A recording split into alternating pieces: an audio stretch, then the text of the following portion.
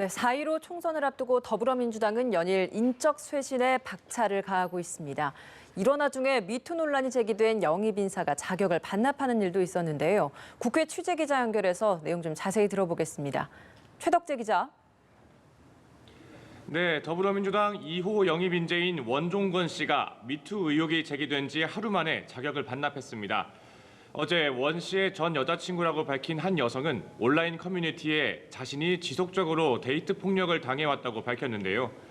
이 여성은 원 씨가 타인의 심리나 상황을 교묘하게 조작해 지배력을 강화하는 이른바 가스라이팅과 여성 혐오로 자신을 괴롭혀왔다며 원 씨와 나눈 카카오톡 대화 캡처 사진과 폭행 피해 사진 등을 제시했습니다. 이에 원 씨는 오늘 국회에서 기자회견을 열고 사실이 아니지만 논란이 된 것 자체로 당에 누를 끼쳤다며 자연인 신문으로 돌아가 진실을 밝히겠다고 말했습니다. 이런 가운데 민주당은 두 차례에 걸친 현역 의원 평가를 기반으로 오늘 하위 20% 대상자들에게 결과를 개별 통보합니다. 원혜영 공천관리위원장이 대상자 22명에게 직접 결과를 전달할 예정입니다. 대상자들은 경선에서 20% 감점을 받게 되는데 48시간 이내에 이의 신청을 할 수 있습니다. 이 밖에 김의겸 전 청와대 대변인 등 예비 후보들에 대한 검증을 이어가고 14번째 영입 인재로 대구 출신의 30살 청년 창업가 조동인 씨를 발표했습니다.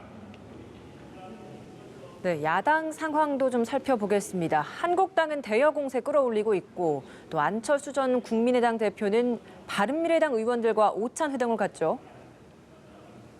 네, 그렇습니다. 자유한국당은 오늘 오후 3시에 신종 코로나 바이러스 감염증 대책 TF 첫 회의를 열고 대여 공세를 강화합니다. 심재철 원내대표는 중국 여행객 입국 금지령 등 방안을 강구해야 한다고 밝혔습니다. 이어 중국인 관광객을 막아달라는 청와대 국민청원이 50만 명을 넘었지만 정부는 답을 하지 않고 있다며 중국 정부 눈치 보기가 아닌가 싶다고 덧붙였습니다. 한국당은 해당 상임위인 보건복지위원회에서 모레 정부를 상대로 긴급 현안 질의를 추진할 방침입니다. 이에 앞서 오후 2시에는 검찰 학살 TF 첫 회의도 예정돼 있는데요. 심 원내대표는 법사위를 열게 되면 추미애 법무부 장관을 불러 왜 그렇게 학살 인사를 했냐고 물을 계획이라고 말하기도 했습니다. 검찰 학살 TF는 내일 법제사법위원회 차원에서 정부를 상대로 긴급 현안 질의를 할 방침입니다. 한편 안철수 전 국민의당 대표는 오늘 바른미래당 의원들과 오찬을 갖습니다. 안철수계 의원뿐 아니라 김관영, 김동철, 김성식, 박주선 등 바른미래당 의원 대부분이 참석할 예정입니다.